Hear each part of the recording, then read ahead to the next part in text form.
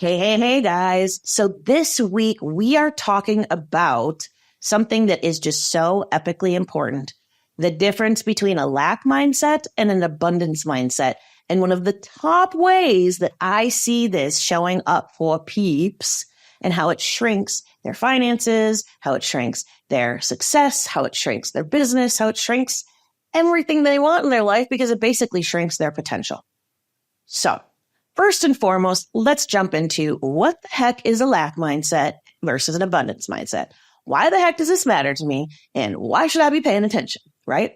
So a lack mindset is essentially the idea that for me to win, somebody else has to lose. That the way that the world works is that there's always something lost for something to be gained. That is the essential baseline phenomenon, baseline thing about what a lack mindset is. That things will run out, that there's not enough, and that basically it's like putting water into a jug, that the more I drain out, the less I have, right? That's a lack mindset. An abundance mindset, on the other hand, is the idea that when I win, others win. When I have more, other people have more. When I put out good energy, more energy returns to me. An abundance mindset is more like a chocolate fountain. I mean, granted, chocolate fountains probably need to be, refilled as well. But you know what I mean? It just keeps flowing and it just keeps regenerating and it just keeps bringing up more. This is the idea of an abundance mindset. An abundance mindset is the notion that there is always enough. An abundance mindset is the notion that there is always the opportunity. There is always the reality of overflow. There is always more to be had and that you are allowed to have it because you are not taking from someone else by having it. Now, that last thing that I said is incredibly important, particularly for conscious entrepreneurs like you. The idea that you are not taking from someone else in order to have what you want. And this leads into that number one way that I see a lack mindset show up for people that they don't even realize is a lack mindset. So this lack mindset shows up in the statement, and let me know if you've ever said this to yourself, I only need this much. I only need this much. Or I only want to take this much. Or I only want to make as much as I need. I only want to make as much that will cover my bills. I only want to do so much so that, I'm sure my family's taken care of, but I don't need anything more than that. Have you ever found yourself saying that?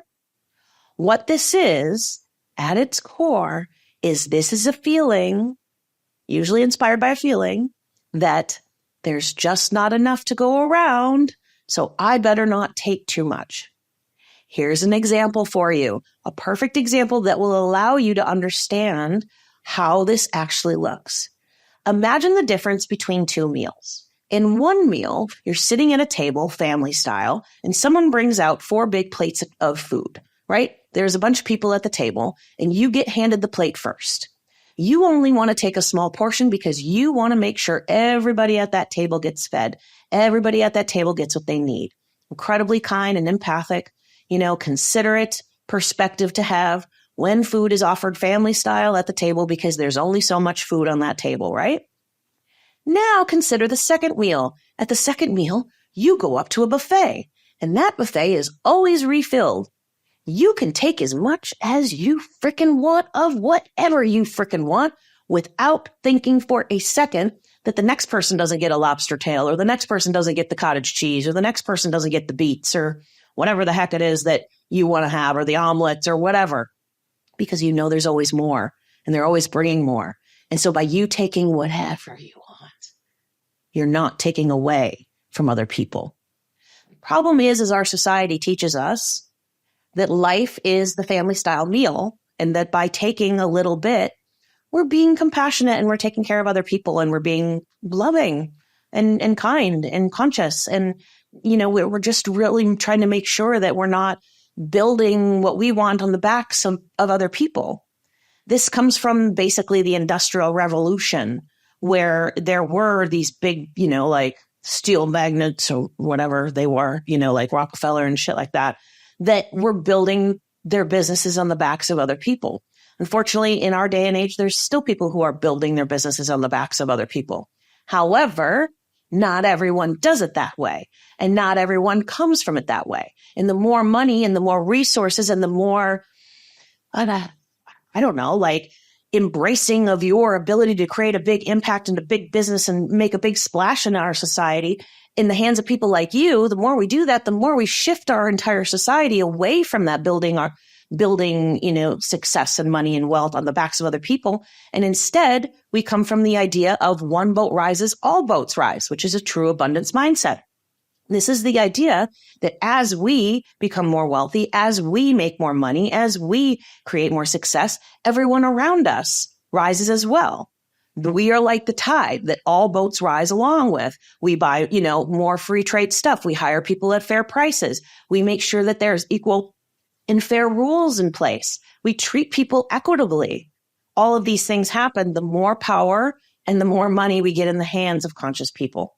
So that's that important piece there in terms of feeling as though it's this old school family style meal where we're building it on the backs of other people versus this new school buffet idea that when we run life from the mindset of abundance, of unlimited potentiality for everyone, we can see that the more we take, we're not taking away from other people.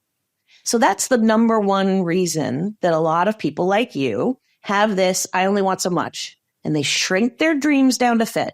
And they shrink their money goals down to fit. And they shrink their desire for money or for wealth or for to be a abundantly financially resourced down to fit because of guilt, because of fear, because of a good fucking heart that wants other people to win too. And because of limiting beliefs and old stuck stories that tell you that by you winning, other people will lose and that other people will miss out and that you're taking things from other people and you're building things on the backs of other people. And those things just are not true. There are ways for our society to work that do not buy into that paradigm. But that's too big of a topic for this video. So other reasons that this can show up is that we believe that there are limits on what we can have. This can happen due to old stories that we have, limiting beliefs and blocks that we have, money blocks that we have that tell us that there's only this much available. Or maybe we've only seen people in our family or in our communities only ever reach this level. And so we don't ever feel as though we can reach the next level. I had a client talk about this recently where she said, I can't even imagine $1 million a year business because I've never, ever known anyone who's done that.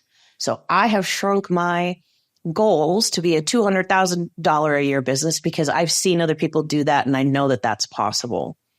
This is another reason we end up saying I only need this much is because we don't have the examples, we don't have the models, we don't have this like somebody holding space for us to be stepping into that big vision, for us to be stepping into that entitlement and permission and deservingness for this bigness of our financial goals, of our wealth building, of our success, of our impact, of all of those things, of our freedom.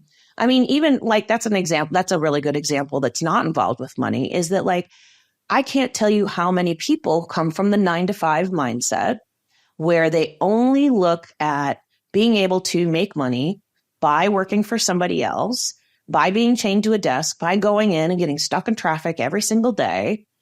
And they can't even conceptualize being able to run their own business, live and work wherever the heck they want, work by their own timelines, create their own schedule, be their own boss, and it being more financially rewarding because they don't have anybody that they've ever seen model that for them. They don't have a parent who is an entrepreneur or a friend who is an entrepreneur or a community of entrepreneurs surrounding them.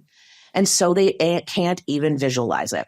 So that's the second reason that this lack mindset of I only want this much or I only need this much can show up.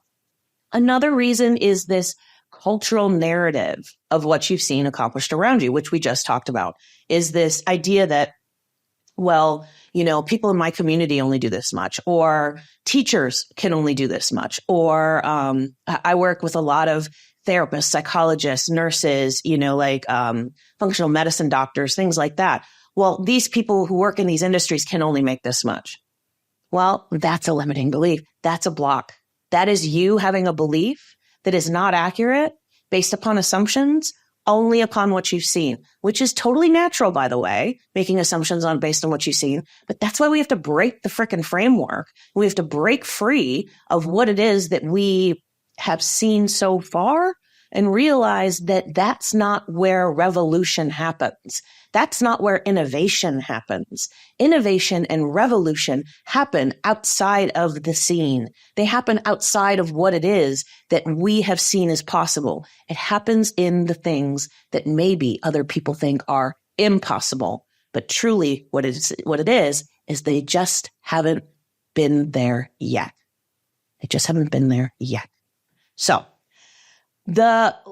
these things all together, feeling like other people will lose, feeling guilt for having some of these things, have this cultural narrative that goes on, feeling like, it's like you're going to have to build these things on the backs of others, feeling like there's limits to what you have. And then the last thing is feeling as though you have to bargain with the universe. Now, who here has ever felt that experience where you've been trying to manifest something? Maybe it's an income goal. Maybe it's, a new partner, whatever it is, and it's just not coming fast enough.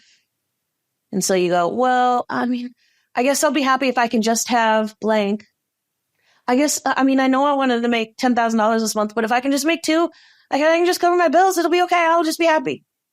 I promise I won't complain as long as I can just do this.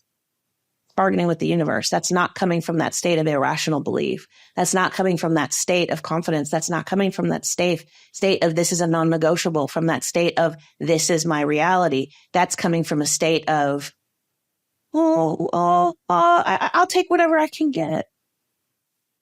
Talk about a lack mindset, right? I'll take whatever I can get.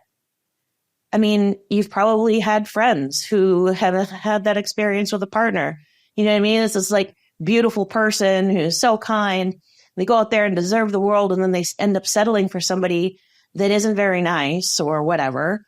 And because they just have convinced themselves that there's not enough people out there, all the good ones are taken. Yeah, bullshit. And so they go, I'll take what I can get. And we do that when it comes to our finances. And we do that when it comes to our success. And we do that when it comes to our creative self-expression. And we do that when it comes to our businesses. And it's complete and utter bullshit. And you deserve better. Frankly, you deserve better. So when you're able to identify these lack mindsets in the way they show up and shift into an abundance mindset, which is what I help my clients achieve, you are able to then step into more, expand into more, and receive more and hold on to more money, freedom, success, abundance, all of the things, impact, service, all of the beautiful things that you want with more ease, because you're no longer throwing on the handbrake and holding yourself back because you think something bad's going to happen if you get to have it all. I'm here to tell you, point blank, you get to have it all. And it's time that you believed it.